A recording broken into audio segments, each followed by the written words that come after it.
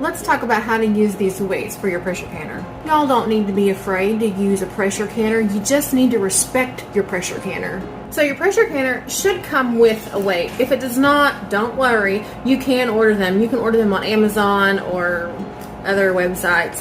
The first thing you're going to want to do is know your altitude. Knowing your altitude is very important because you're going to want to know how much weight to use on your canner. And also the processing time. So altitude first, people. Know your altitude.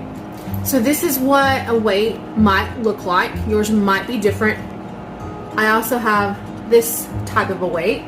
But as you can see, I just screwed the top off. So if your altitude calls for 5 pounds, then you're just going to want to use this.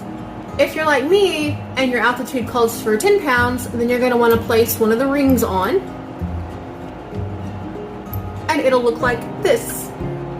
If you're in a higher altitude, then you're going to want to put the third weight on, which will give you 15 pounds.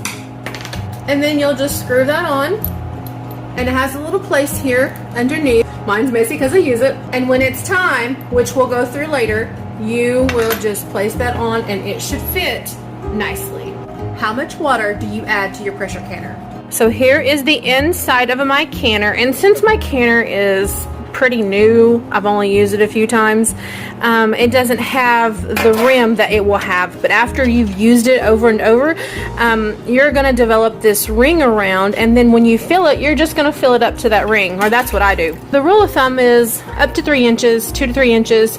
I think 3 inches is actually what is recommended. I have put some lids down here, so if you have some old lids that are rusty or lids that you don't use on your canning jars anymore, you can stick them at the bottom, and then you can place your little plate down to set your jars on, and it'll lift them up a little bit more.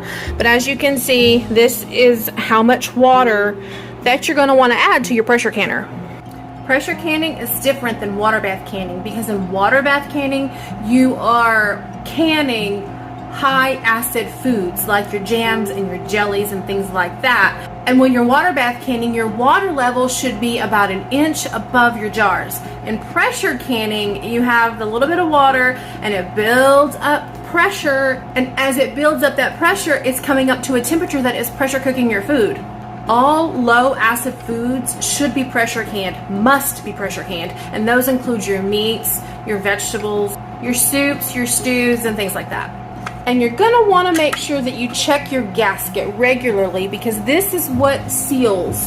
It seals your canner. It seals in the pressure. It's crucial to your processing. Now it's time to talk about when to add the weight to your pressure canner.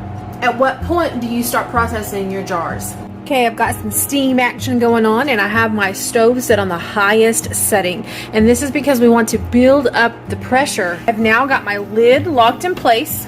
And this is why it is so important to check those gaskets that I talked about, because you're going to want to seal in the steam, which is going to build up and create that pressure that you need. So with the lid locked in place, the stove setting on high, I'm going to keep my eye on this. This is where we're going to put our weight, and I'm going to keep my eye on this vent. Here's the moment that we've been waiting for. When your pressure canner starts to do this, and you can't really see my steam, and it's got a constant flow of steam coming up, and your vent is popped open. When this starts to happen, that means all the air should be pushed up and out of your pressure canner, and it is now ready to place on your weight. So then what I do is I just turn my heat down just a little bit, but it's still kind of on medium-high heat, because now we're going to want to build up our pressure. And so now we're going to watch this gauge right here.